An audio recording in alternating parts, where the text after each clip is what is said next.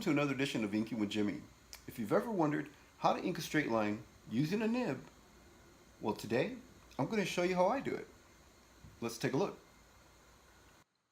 If you've just started using a nib and you're wondering how do you throw a straight line with your nib, or if you're using technical pens and you want to give your buildings just a bit more of an organic look, then inking straight lines with the nib is the way to go.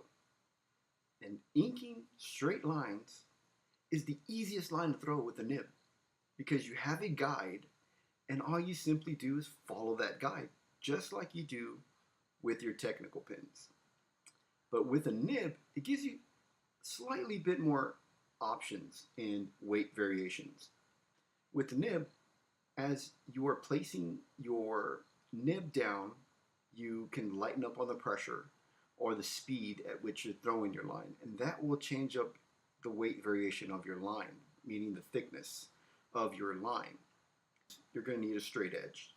You want a straight edge that is beveled, that has an inking edge on it, and the ruler that I'm using is a bit beveled on one side, so it allows me to flip the straight edge over, raising up the edge, allowing me to place the flat side of the nib up against the straight edge so that when I slide my nib down the straight edge, ink doesn't run underneath, smearing onto the page.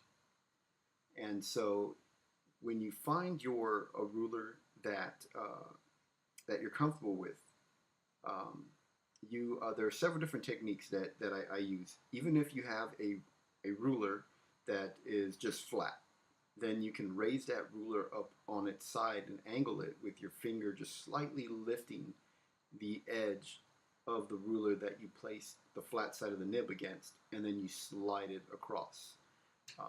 I prefer the ruler that is beveled. This way I can ink a lot faster and a lot more comfortably when I'm inking my straight lines. And if you're interested in the ruler that I'm using here in this video, the ruler is by Tech Tools, and it's a very inexpensive ruler, and I like the fact that it's lightweight, that it's see-through, and so it allows me to see underneath and through the ruler. Also, since you can see through the ruler, you can make sure that it's not bleeding underneath it or anything like that.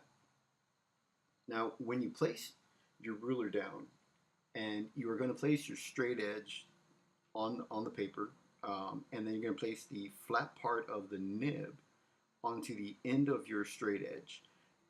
And it's going to create you need to slide that ruler back just a little further back than you would with a technical pen, allowing just a little more space for the tip of your nib, because it is a wider tip than you have on a technical pen.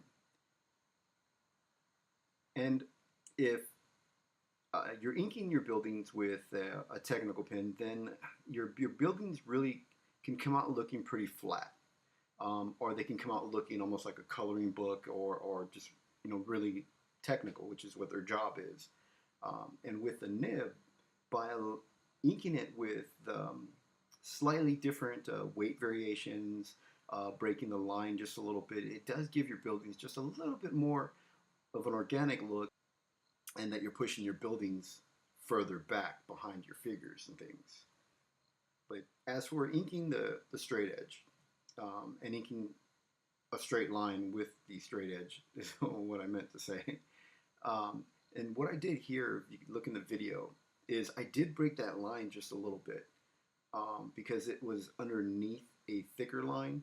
So the thinner line, I broke it just a little bit just to kind of create that sense of depth even within my building.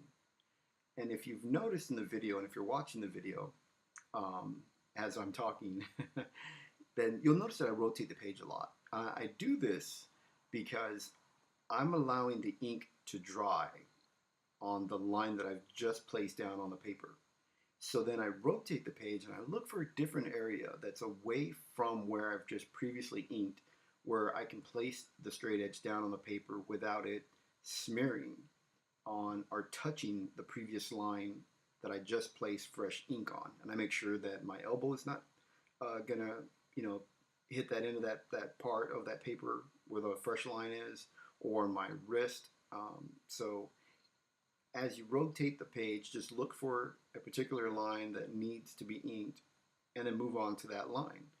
And after a while, it just becomes second nature to you, and you'll start rotating the page and moving it around. You just kind of your subconscious just kind of kicks in. It just kind of becomes a routine for you. So I mentioned that inking a straight line with your straight edge is the easiest thing to do, and it is. All you have to do is just practice just a few lines, throwing the line down and following that straight edge. And it is the easiest line to throw, especially with this ruler here from Tech Tools, having the little beveled top. And what I did was I just flip it upside down, and I ink with the ruler upside down, and the numbers are backwards.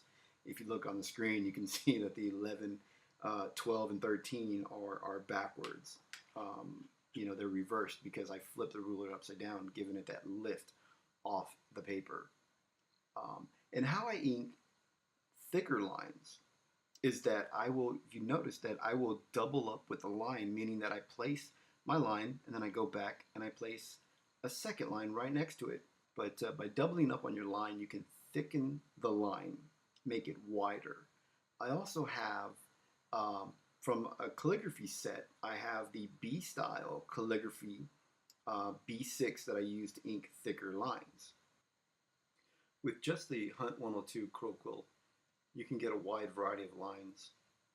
As I mentioned before, by the amount of pressure you place down, doubling up on your lines, triple up on your lines, you can just continue to keep sliding back and forth, placing line after line, but up against each other.